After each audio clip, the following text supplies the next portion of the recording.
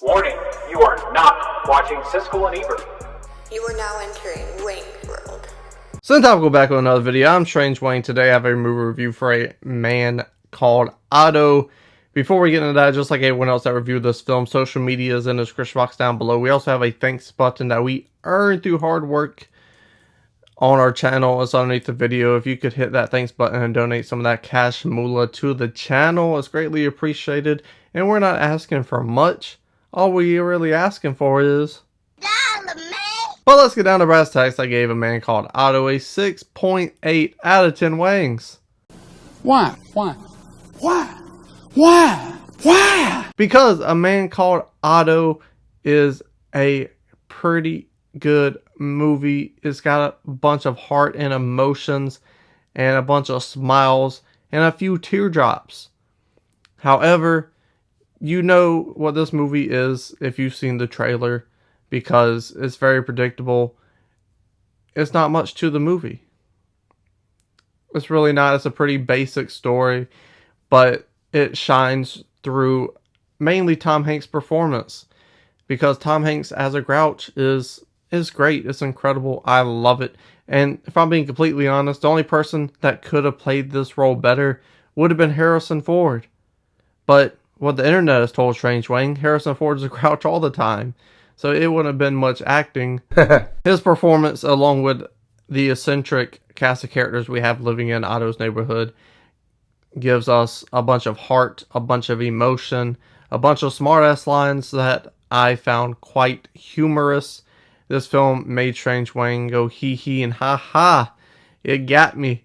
It wasn't no gut-busting laughs, but it was a good, consistent number of ha, hee hee. Those, you know what I mean. So, because of that, and the heart mixed in, this film has the investment to get you in parts, to get them tear ducts loaded up, and maybe even a couple tears. This movie had me on the brink multiple times, but it personally didn't have enough to have the waterworks go run down the cheeks. But it has a lot of heart, it has a lot of emotion, and it does pay off. The investment in this movie is there.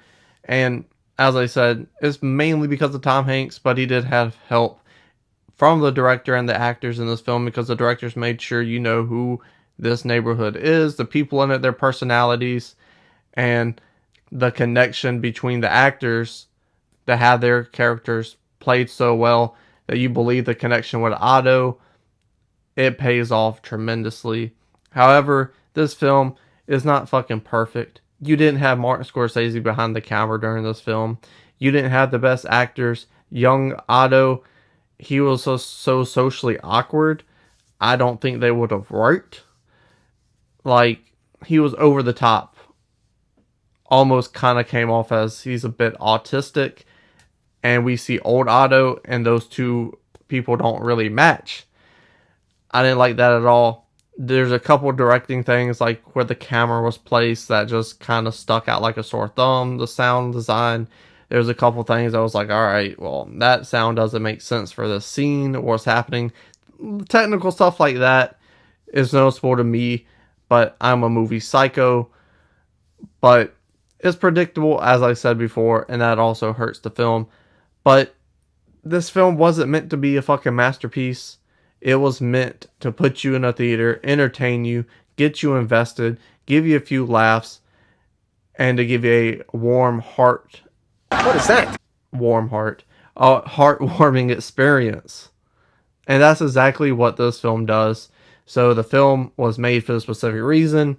It did very good at giving off that emotion, that feel. Great success. Let me know in the comment section below your thoughts and opinions on A Man Called Otto. Scroll back up, hit the like button, share the video, and subscribe.